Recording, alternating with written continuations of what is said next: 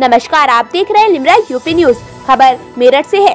कृषि कानून को लेकर लगातार किसानों का विरोध झेल रही केंद्र सरकार की मुश्किलें बढ़ती दिखाई दे रही हैं।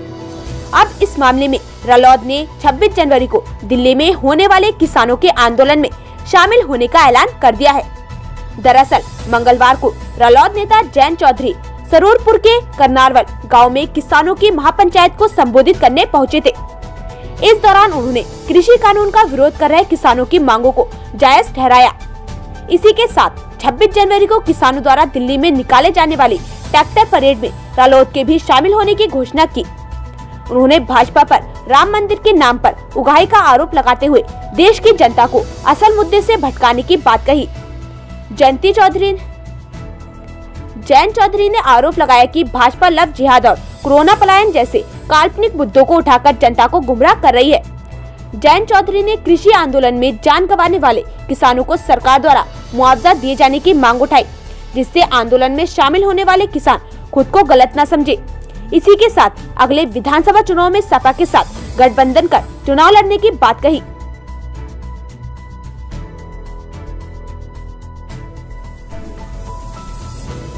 आज आप महापंचायत में जा रहे हैं, रालोद का क्या स्टेप?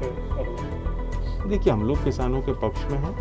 सरकार को गंभीरता से लेना चाहिए। इतना बड़ा आंदोलन कभी नहीं हुआ और इतनी व्यवस्था को लेकर किसान आए हैं। देश के विभिन्न राज्यों से देश की अपनी राजधानी में जाना चाहते हैं, अपनी बात रखना चाहते हैं।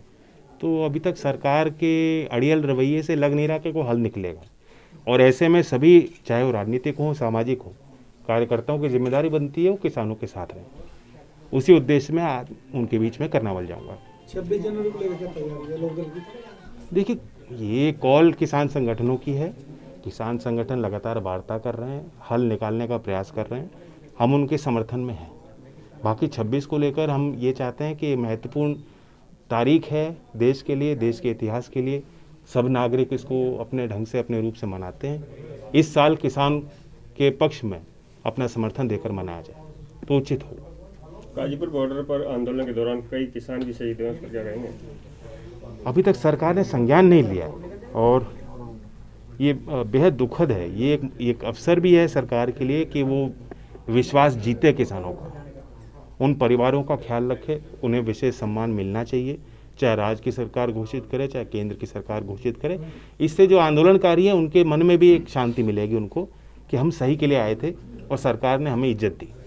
कितना सही मानते हैं जयंत जी इस कानून को? देखो, कानून तो सही नहीं है और किसान कोई गवार बेवकूफ़ नहीं। किसान अपनी किसानी भी समझता है, किसान अपने सरकार को भी जानता है। सरकार से रोज़ उसे लड़ना भी पड़ता है, उसी सरकारी की नीतियों से उसको फ़ायदा भी मिलता है। इस तंत्र को जिस तरह से बेखूबी से किसान समझ रहे हैं और आज इस कानून का वो विरोध कर रहे हैं, उसका कोई जवाब नहीं, सरकार पे कोई जवाब नहीं। ये कानून चंद लोगों के इशारे पर, चंद घरानों को फ़ायदा पहुंचाने के लिए दिया गया है। मुख्य धारा में जो किसानी करते हैं, जो मजदूरी करते हैं, जो छोटा किसान है, छोटे तबके का, जिस पे कम ज़मीन है, कम जोत है, उसे इस कानून से कोई फ़ायदा नहीं, नुकसान हो। सत्ता के लोग कह रहे हैं आप किसानों को बरकरार है। वो मैं वही कह रहा हूँ ना, ये वो लोग कह रहे हैं जो सोचते हैं किसान तो गवार है, उसे खुद नहीं पता अपने हित का। अपने हित और अहित को किसान सक्षम है, पहचानते हैं और किसानों ने वोट करी, आपकी बहुमत बनी। आज अनदेखी करोगे तो वो आपको रास्ता बाहर का दिखा देंगे। तो जो किसान धरने में बैठे हैं, सरकार तो उन्हें किसान मान ही नहीं रही। मैं तो कह रहा हूँ, मैं तो इनवाइट करता हूँ, यहाँ बीजेपी के सांसद हैं, धरने पे एक बार खड़े होकर कह दें कि तुम किसान नहीं हो। सरकार कह रही है किसान। नहीं, मैं तो उनको इन्वाइट करता हूँ, आप करनावल आ जाओ, गाजीपुर आ जाओ, सिंधु आ जाओ, बीजेपी के मंत्री संतरी जो भी हैं आ जाएं और एक बार पहचान लें कि कौन है किसान, कौन नहीं। कहना है कि जो किसान है वो तो बिल का समर्थन कर रहे हैं।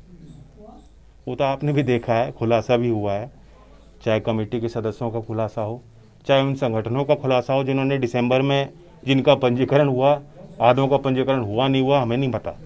ज़मीन में जिनका कोई अस्तित्व नहीं, वो वजह के कृषि मंत्री के दौरे बैठ के चाय पीकर समर्थन दे रहे हैं। जैन जी, आगामी विधानसभा चुनाव को लेकर रालोद की क्या तैयारी है? आप किसी से गठबंधन में लड़ेंगे या अकेला चुनाव लड़ेंगे? देखिए, पिछला चुनाव गठबंधन का था और संभावनाएं आगे भी यही हैं कि हमें एक बेहतर विकल्प तलाशना होगा। योगी जी के शासन में कानून का राज ध्वस्त हो चुका, रेप रुक नहीं रहे, किडनैपिंग रुक नहीं रही, क्राइम रुक नहीं रहा, और हम एक वेब सीरीज़ को लेकर गंभीर हैं।